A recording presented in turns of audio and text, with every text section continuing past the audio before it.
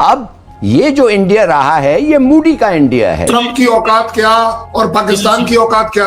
We don't have to please anybody individually. हम country to country relations रखते हैं। We are not, please understand, we are not Pakistan. America एक ऐसा बुली है जिसने छोटे छोटे हेल्पलेस देश जैसे वेनेजुएला या उससे पहले अफगानिस्तान। भारत कोई वेनेजुएला नहीं है। ये सिर्फ जवाब नहीं बल्कि एक ऐसी चेतावनी है जिसकी गूंज पेंटागन की दीवारों को हिलाकर रख देगी। इंडिया जो है उसने ज्यादा ऑयल खरीदना शुरू की। ठीक है, फिर आ जाओ देख लेते हैं। औकात होनी चाहिए। नियरेस्ट अड्डा अमेरिका का भारत से 2000 किलोमीटर 1600 किलोमीटर पे डिएगो गार्सिया। इंडिया के जो रशियन इंपोर्ट्स थे तेल के, उसके अंदर 6 महीने का सबसे बरतरफ बेसिकली हाईएस्ट इंक्रीज देखा गया। ये अपने आप में आपको पता है, इंडिया और मोदी की फितरत में नहीं है कि हम किसी इंडिविजुअल को खुश करें। जो भारत की डिपेंडेंट फॉरेन पॉलिसी उससे बहुत कुछ सीखने को मिल सकता है। अमेरिका को लग रहा है कि उसकी सुपर पावर वाली जो छवि है वो धीरे धीरे अब कमजोर पड़ रही है, तब वो उसी तरह से छटपटा रहा है जैसे कभी स्पेनिश साम्राज्य, कभी ब्रिटिश साम्राज्य छटपटाया करते थे। आज वेनेजुएला की घटना को लेकर हमारे अपने देश भारत में भी काफी बहस हो रही है। बहुत सारे लोग ये पूछ रहे हैं कि क्या वेनेजुएला के साथ जो हुआ वैसा भविष्य में भारत के साथ हो सकता है। तो एक ही जवाब है इस सवाल का है कि भारत में ऐसा कभी नहीं हो सकता। भारत कोई कमजोर देश नहीं है, बल्कि भारत एक परमाणु संपन्न देश है। हमारे पास दुनिया की सबसे शक्तिशाली जो सेनाएं हैं उनमें चौथी सबसे शक्तिशाली सेना है। साल 1998 में जब भारत ने पोखरण में परमाणु परीक्षण किया था, तब कांग्रेस और लेफ्ट के कई नेताओं ने इसका विरोध किया था। इसे अंतर्राष्ट्रीय नियमों और शांति के खिलाफ माना था। लेकिन उस वक्त पूर्व प्रधानमंत्री अटल बिहारी वाजपेयी की सरकार दृढ़ता के साथ भारत के परमाणु संपन्न देश बनने का समर्थन कर रही थी। अटल बिहारी वाजपेयी ने कहा था कि यह परमाणु परीक्षण ना प्रदर्शन के लिए है, ना किसी घमंड के लिए है, बल्कि यह हमारी रक्षा की दृढ़ नीति का हिस्सा है।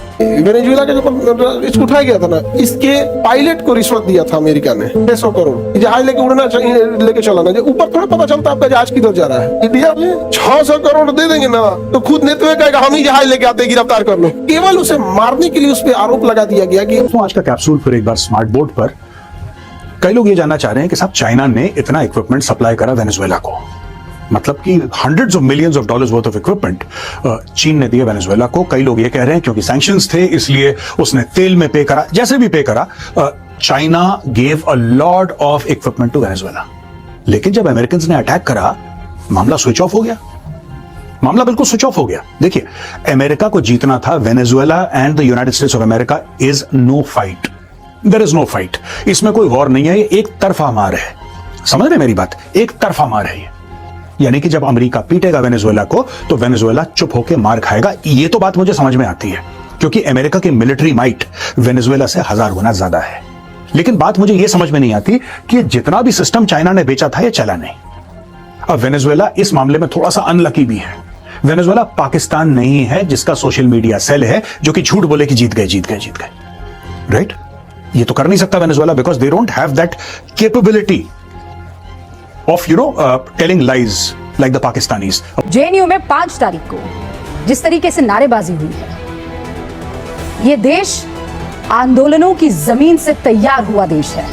और उन आंदोलन में अगर कोई चीज सबसे मजबूत या उस आंदोलन की कोई रूह हुआ करती थी तो नारे हुआ करते थे। इनकलाब जिंदाबाद, अंग्रेजों भारत छोड़ो, वंदे मातरम, भारत माता की जय, तुम मुझे खून दो मैं तुम्हें आजादी दूंगा। और आज स्थिति यह हो गई है कि इनकलाब के नाम पर, आंदोलन के नाम पर, विरोध प्रदर्शन के नाम पर सिर्फ और सिर्फ हिंसक नारे। मोदी तेरी कब्र खुदेगी। जेएनयू की धरती पर जो वीडियो वायरल हो रहा है, कथित तौर पर यह कहा जा रहा है कि यह दिल्ली की जवाहरलाल नेहरू यूनिवर्सिटी का वीडियो है। सोमवार रात 8 बजे जेएनयू के छात्रों ने प्रदर्शन किया और खासकर लेफ्ट के ये सारे के सारे। वेनेजुएला के बाद और किन किन देशों पर यूएसए स्ट्राइक करेगा, ये इस समय का सबसे बड़ा सवाल बन गया है। मैं कल सुबह आपको बता दिया था जब मादुरो को पकड़ा था कि अगला टारगेट मोदी जी होंगे, और वही हुआ जिस चीज का मुझे डर था। ये क्यों हो रहा है, ये सही हो रहा है या गलत हो रहा है, एक सेपरेट सवाल है। मैं समझ बताने लगूं हो क्या रहा है या हो क्या सकता है। ठीक है जी, यूरोप का जो पॉलिटिकल सेंटर है अभी उनको समझ नहीं आ रही हमें क्या करना है। ईयू कह रहा है हम इसको देख रहे हैं जो चीजें डेवलप हो रही हैं, और फ्रांस कह रहा है कि हम ट्रंप के उसके साथ हैं। भारत के ऊपर 500% टैक्स लगाने के ऊपर ये इतना ऑब्सेस क्यों है? रीजन क्या है कि भारत रशिया से तेल खरीद रहा था, अब वो प्रॉब्लम नहीं रही, अब हमने से तेल खरीदिए। उसका रीजन है कुछ और। उसके लिए एक गेम वर्ड है जिसको बोलते हैं तेल का गेम। तेल का गेम क्या है?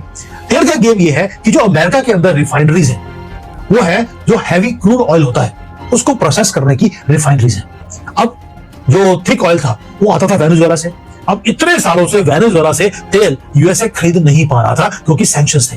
तो इन्होंने किया कि जहां से भी दुनिया में हैवी ऑयल मिलता था they used to process that, वहां से मजबूरी में खरीदना पड़ता है। और उसके बाद ये अपने कंट्री में जो शेयर ऑयल है जो बड़ा लाइट होता है, ये उसको दोनों को मिक्स करके उसको यूज करते थे।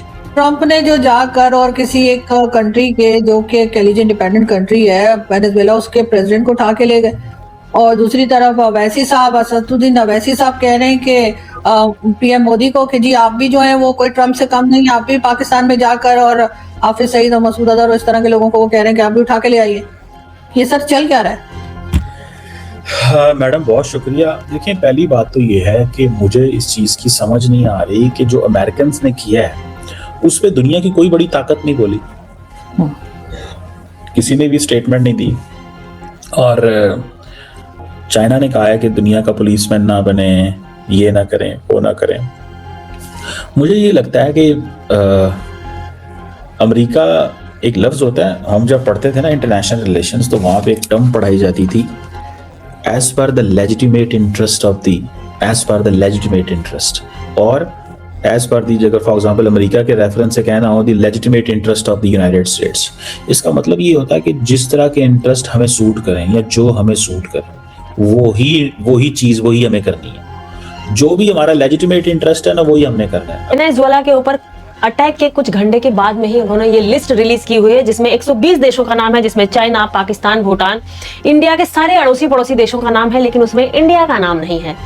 तो जानेंगे आज के सेशन में इसमें इंडिया का नाम क्यों नहीं है और ये इंडिया के लिए किस तरीके से पॉजिटिवली या नेगेटिवली इंडिया को इम्पैक्ट कर सकती है, और ये लिस्ट ट्रंप ने क्यों जारी की हुई है, इसके पीछे का मकसद क्या हो सकता है उनका। तो यहाँ पे आज के सेशन में सारी चीजों को हम जानेंगे, तो हमारे साथ में बने रहिए पूरे के पूरे सेशन को देखने के लिए। तो बात क्या यहाँ पे हो रही है कि ट्रंप ने जो ये लिस्ट जारी की हुई है, इन्होंने एक लिस्ट ये जारी की जो कि अमेरिका के अंदर में इमिग्रेंट्स जो होते हैं, जो अप्रवासी लोग होते हैं अमेरिका में, बाहर के देशों से जो लोग आते हैं अमेरिका के अंदर में, उनको जो अमेरिका की तरफ से वेलफेयर मतलब कल्याणकारी जो योजनाओं के तहत उनको फायदा दिया जाता है, उनमें से कितनी कंट्रीज के जो लोग होते हैं उसको रिसीव करते हैं और कितनी कंट्रीज के लोग रिसीव नहीं करते या कितने % में रिसीव करते हैं, उस टाइप की लिस्ट यहाँ पे ट्रंप की तरफ से जारी की गई है जिसमें इंडिया का नाम नहीं है। ये सोचने वाली बात है कि इंडिया का नाम यहाँ पे क्यों नहीं है, क्योंकि ये एक इंडिया के लिए काफी पॉजिटिव तरीके की न्यूज हो सकती है। क्योंकि आप जैसे देखोगे ये लगभग 120 देशों की जो है लिस्ट जारी करी ट्रंप ने अपने